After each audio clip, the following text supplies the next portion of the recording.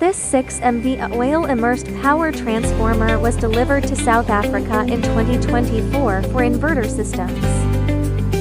It has a rated capacity of 6,000 kVA, a primary voltage of 33 kV, and a secondary voltage of 2.2 kV. Built to IEEE 60076 standards, the transformer steps down grid voltage to inverter levels, while providing isolation, harmonic suppression, and protection for safe, stable operation, with no load losses of 6.2 kilowatts, load losses of 39 kilowatts, 7% impedance, and copper windings. It ensures high efficiency and reliability.